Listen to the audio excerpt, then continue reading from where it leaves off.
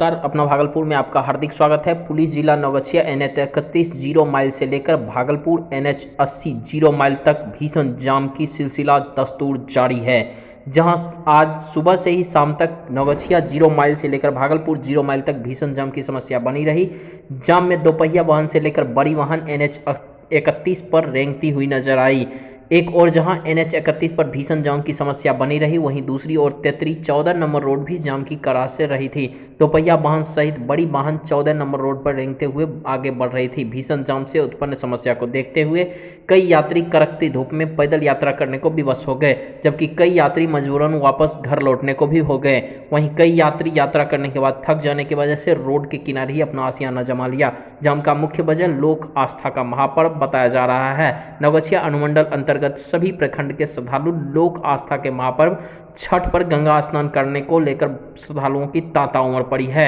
NH 31 Vikramshila सेतु सहित तेतरी 14 number road पर जाम की विषम स्थिति को देखते हुए भागलपुर जिले के तमाम पुलिसकर्मी को वहां लगाया गया, लेकिन जाम से अभी भी निजात नहीं पाया जा सका है।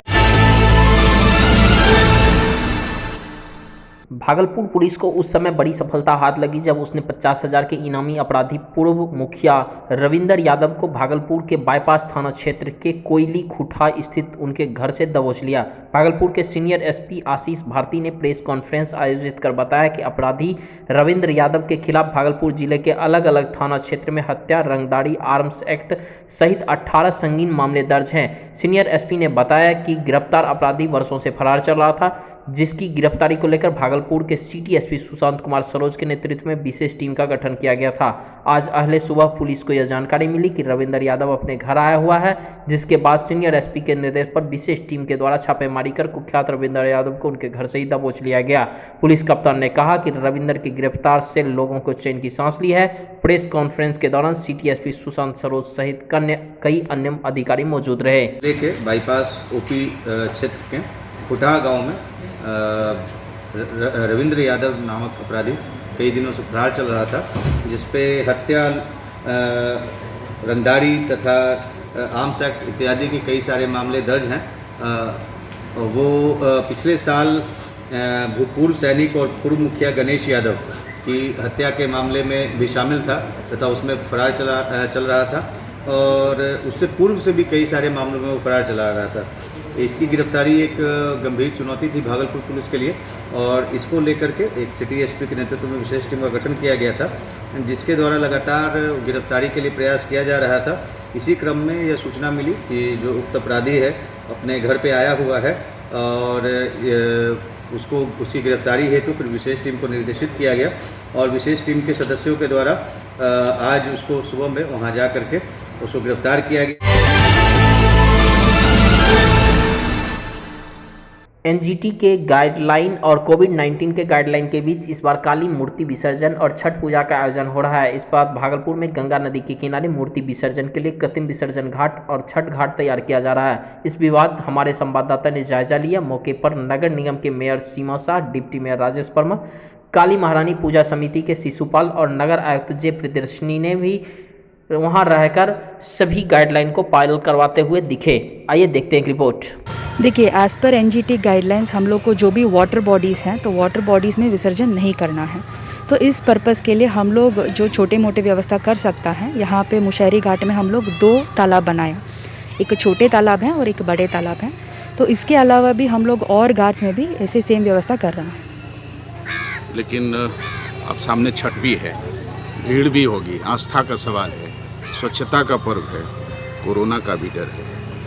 देखिए, हम लोग को सारे चीज़ बैलेंस करके ही जाना पड़ेगा, क्योंकि बिहार का सबसे बड़ा पर्व है छठ, तो उसको भी हम लोग कॉम्प्रोमाइज़ नहीं कर सकता है। साथों साथ हम लोग कोरोना का जो भी गाइडलाइंस है, सोशल डिस्टेंसिंग और मास्क पहन के आना है, तो उस पर भी हम लोग ध्यान दे देना चाहिए। तो हम लोग जो भी अवेयरनेस एक्टिविटीज़ करना है वो भी साथ साथ कर रहे हैं। व्यवस्था भी देखिए, कहीं ना कहीं जो ये गाइडलाइन आई है कि 200 लोगों को एक घाट में रहना है, ये मुझे लगता है कि बिहार का सबसे बड़ा और आस्था का पर्व है छठ पूजा। इसमें गाइडलाइन अपनी जगह है और लोग कितना इस गाइडलाइन को मानेंगे, क्योंकि यदि अभी जो चुनाव बीता है विधानसभा, इस चुनाव में आप देखे होंगे सारे गाइडलाइनों की धज्जियाँ उड़ती रही, हज़ारों की तादाद में लोग जुटते रहे और इसके अलावा कोई विकल्प नहीं था।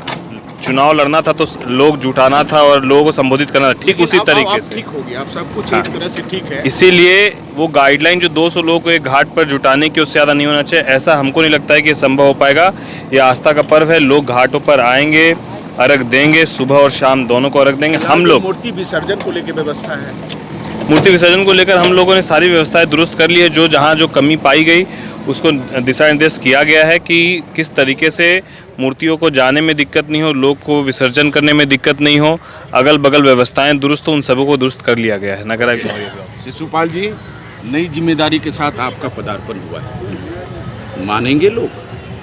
निश्चित रूप से जो भागलपुर श्री श्री 108 केंद्रीय काली पूजा महारानी समिति है, उसके सारे जो पुराने अधिकारी पदाधिकारी थे, उन्हीं लोगों के आशीर्वाद से, उन्हीं के सानिध्य में मेरा हुआ है पदार्पण।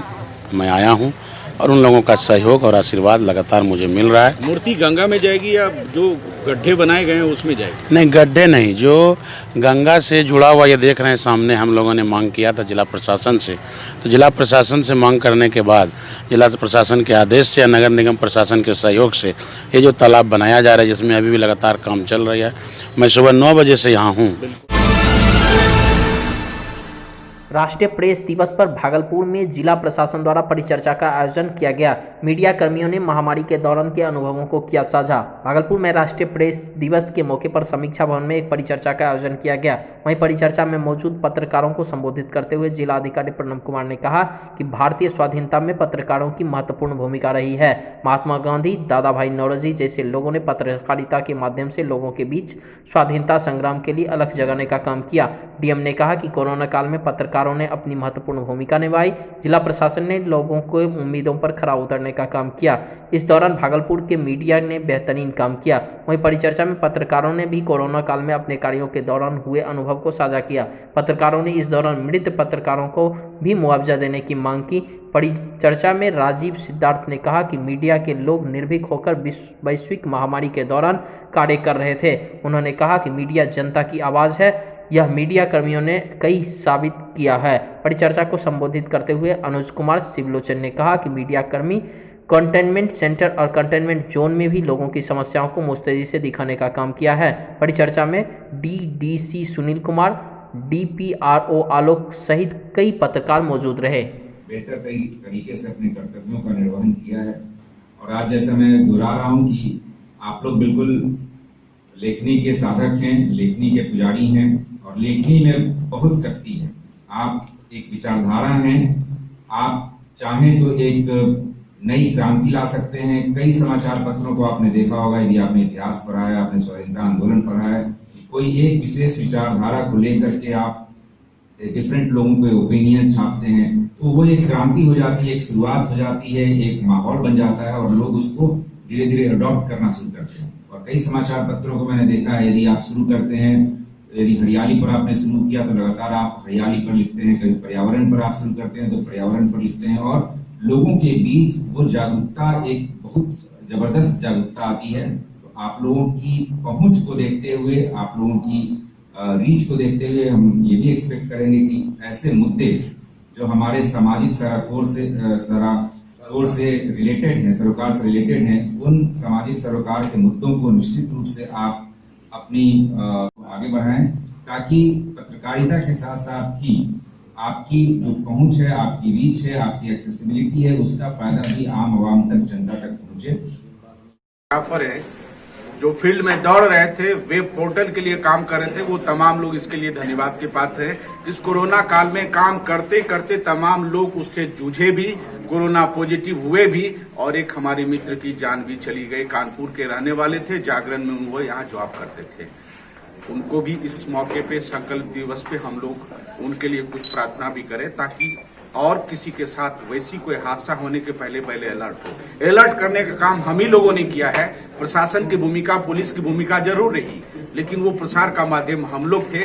प्रेस दिवस के मौके पे ये संकल्प इसलिए जरूरी है बार बार कि ये मौका हर साल आता है और हर बार लोगों को संकल्प लेने की जरूरत है कि हम लोग हमेशा फील्ड में होते हैं। कई तरह के वायरस है, ये भी एक वायरस का हिस्सा है। प्रिकॉशन हर जगह जरूरत होती है, प्रिकॉशन को उस रूप में रखा गया जिसकी वजह से हिंदुस्तान में प्रसार कम हुआ, जिसकी वजह से बिहार में भी प्रसार कम हुआ और मरने वालों की तादाद कम हुई। इम्यूनिटी जो होना चाहिए बॉडी में वो डेवलप किया है। सामने छठ का पर्व है, उसको लेके भी गाइडलाइन है। यहाँ भी उस तरह की बात हुई, स्वच्छता का पर्व है छठ, लेकिन वहाँ जिस तरीके से भीड़ होगी उसको लेके भी है और इस जगह भी मीडिया की भूमिका होगी। इसके पहले भी कई वक्ताओं ने ये कहा कि हम उस पीरियड में क्या कर रहे थे, उसकी वजह से वो कोरोना पॉजिटिव हुए, उसके बाद भी उसने हिम्मत नहीं हारी, उसको लेके अफवाह था। ये हमने देखा है कि अगर कोई हमारे मित्र कोरोना पॉजिटिव होते थे तो उससे बड़ी दूरी बनाते थे कि नहीं उसमें सटो नहीं, ऐसा कुछ नहीं है। आपको प्रिकॉशन रखना है। जिस तरीके की बातें हुई थी, हमको लगता है जनसंपर्क भागलपुर का, जिला प्रशासन भागलपुर का, पुलिस प्रशासन भागलपुर का, तमाम जो गाइडलाइन होते थे, नगर निगम के कोई लोग नहीं है, लेकिन वो इस तरीके से फॉगिंग करते थे शहर में, इस तरीके से बांस बल्ला लगाते थे ताकि ये मैसेज जाए, भीड़ कम से कम हो, वो प्रयास है। आज राष्ट्रीय प्रेस दिवस के अवसर पर पत्रकारों पर जानलेवा हमला। आज करीबन 10:22 में राजान थाना क्षेत्र के अंतर्गत रजवार रूपसा अमरपुर मार्ग स्थित पत्तीचक रूपसा गांव के बीच बालू माफिया द्वारा पत्रकारों पर जानलेवा हमला किया गया। 4 पत्रकारों की टीम न्यूज कवरेज के लिए घटनास्थल पर पहुंची थी। विदित हो कि आज सुबह रूपसा बालू घाट से निकाल रही बालू लदी ट्रैक्टर गाड़ी से कुचलकर करीब 14 वर्षीय छात्र की मौत हो गई थी। इसी घटना को लेकर न्यूज कवरेज कर रहे पत्रकारों पर करीब 600 की संख्या में भीड़ के बीच में 8-10 बालू माफिया द्वारा लाठी डंडे से पत्रकारों पर जानलेवा हमला किया गया। घायल पत्रकारों में से सनमार्ग नवादा के प्रिय रंजन कुमार, सनमार्ग रजौन के अमित कुमार झा, दैनिक भास्कर रजौन के गौरव कुमार, दैनिक जागरण रजौन के संवाददाता कुमुद रंजन राव के नाम शामिल हैं। राष्ट्रीय प्रेस दिवस पर पत्रकारों पर जानलेवा हमला निंदनीय है। इस घटना से चिंतित होकर बांका समाहरणालय स्थित सभागार में राष्ट्रीय प्रेस दिवस के अवसर पर उपस्थिति दर्ज नहीं कर पाए हैं। इस मुद्दे पर करीब सभी पत्रकार मित्रों को जानकारी दे दी गई है। वहीं अंचलाधिकारी रजौन नीलेश चौरसिया, पुलिस इंस्पेक्टर राजेश कुमार के साथ ही रजौन थाना, नवादा बाजार थाना कुंड आदि ने मोर्चा संभाल कर रखा हुआ है। Thanks for watching this video. Do like, subscribe and share.